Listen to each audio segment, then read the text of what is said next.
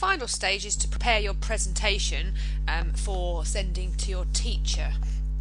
So let's go back to the right at the beginning. So at the moment we've got all our content, but we haven't done much with our presentation. So we could do something with the slide background. Now on the design tab you've got plenty of inbuilt designs, inbuilt themes.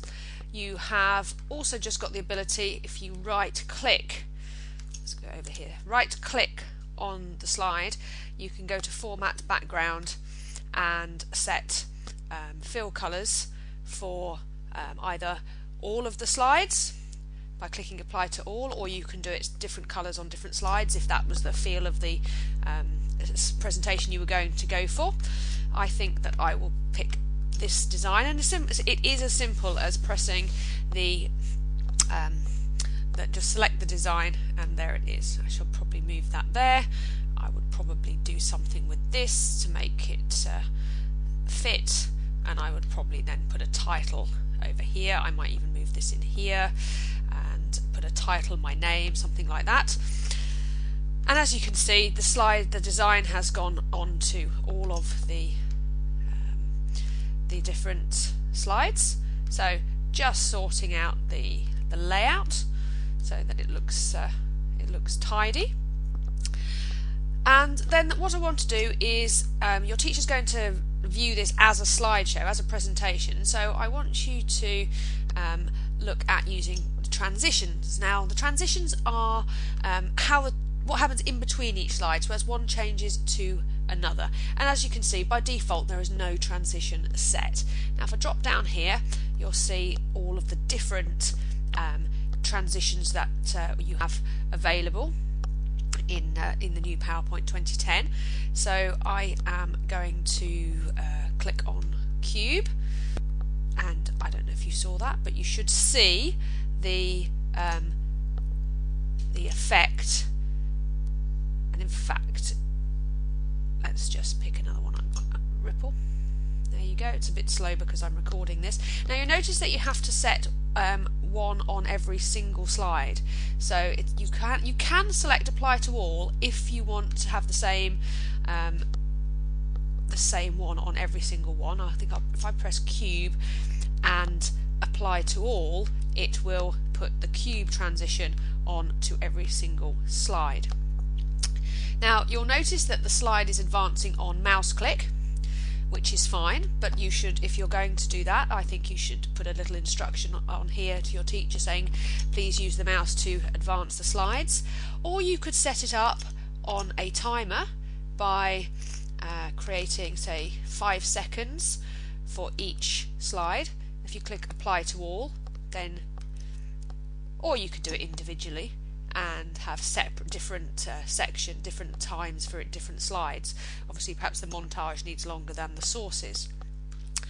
And that's pretty much it on those transitions. If you want to have individual images animated, individual text even, you will need to use the Animations tab.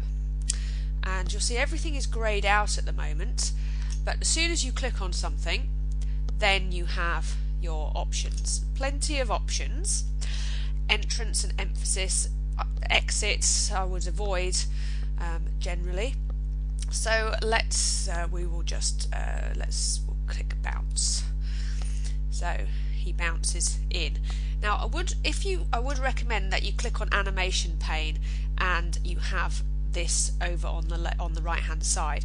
So we can see picture number 1 as number 1 here, and this is number 1, and it's telling me that it's on a click. So on click it is going to bounce in.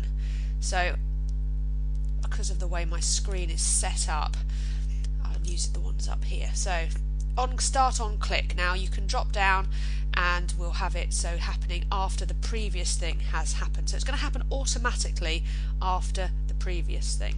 Let's have another one, so we can have this one can come in a shape. Automatically there it is on click. We'll go to start after previous, and you'll see that this jumps, so we've now got a sequence.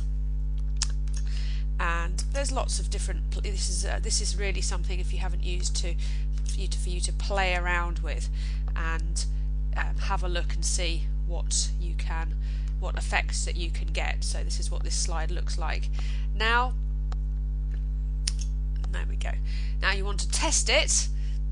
You can press F5 on your keyboard, or you go to your slideshow menu and play it from the beginning, or if you just want to test a slide, you can click on from current slide or Shift and F5. So fine, I don't know how well this will record. So there it cubes in, it's on for 5 seconds, and then it should, there it goes, it changes to the next one, and again it'll be 5 seconds and it should cube to the next one. Now if you're watching a slideshow and then you want to stop it halfway through, you just want to test something, then here comes our automatic one, then you can just press the escape key, which I shall do now. There we go. So finally, set your presentation up, show off some of your skills to your teacher.